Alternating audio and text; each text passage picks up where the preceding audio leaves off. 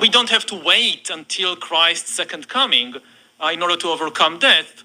A couple of geeks in a laboratory can do it, if you give them enough time and money. You have a lovely passage where you say, looking at the world today, God seems to be making a comeback, but this is a mirage. God is dead. It just takes a while to get rid of the body.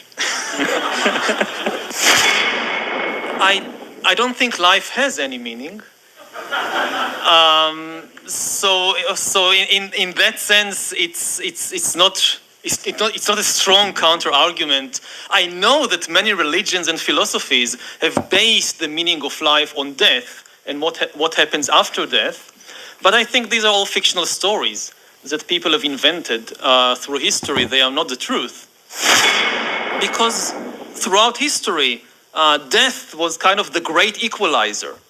I mean, the poor people always told themselves, say in the Middle Ages, yes, now these rich people, they have all the good things in life, but they will die in the end, at least that.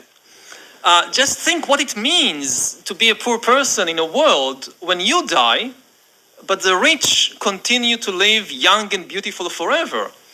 I mean, that's a cause for a lot of anger. If you think about the Bible, for example, so in the first book of Genesis, what God does is to create animals and plants and humans, and we now want to gain this ability to ourselves, to manufacture animals and plants and humans. And we even go beyond God.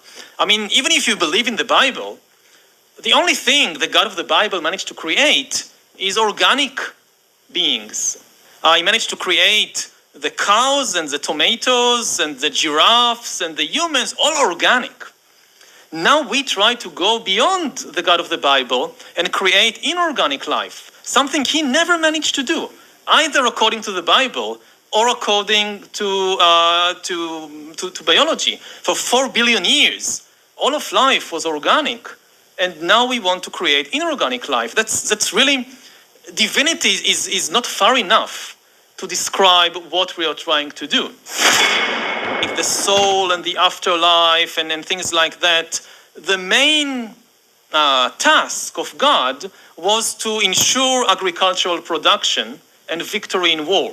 If you read really the Hebrew Bible, the Old Testament, it's all about agricultural production. It's about rain, it's about pestilence, it's about fertility. And now we are much better than the God of the Bible. I mean, in the Bible you have these recurring droughts, that the people of Israel do something wrong, God's become angry, drought, no water.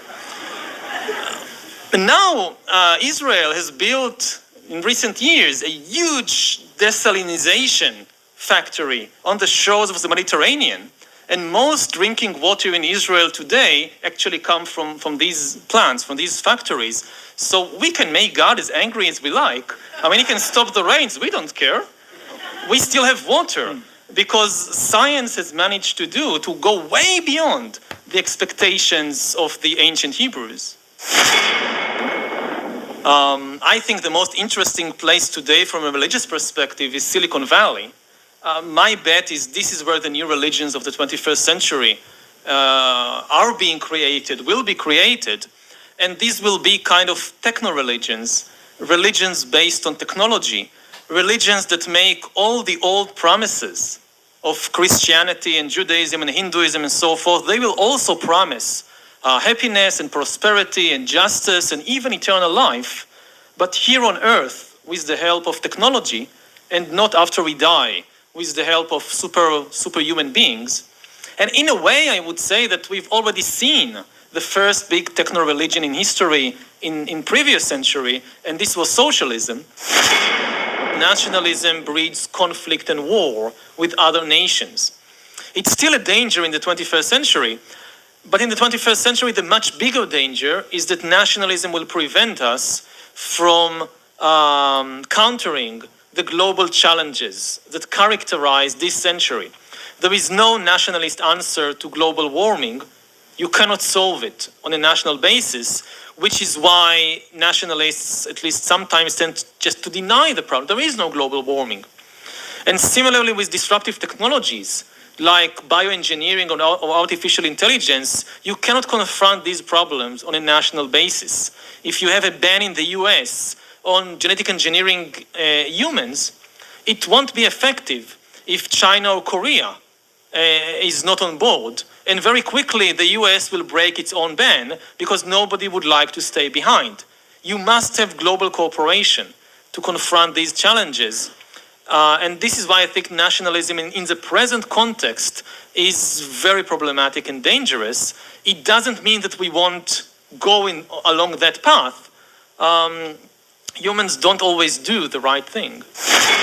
So the 21st century might revolve around the fears and problems and hopes of a new massive useless class. People who are useless, not from the viewpoint of their mother or children, but useless from the viewpoint of the political and economic system.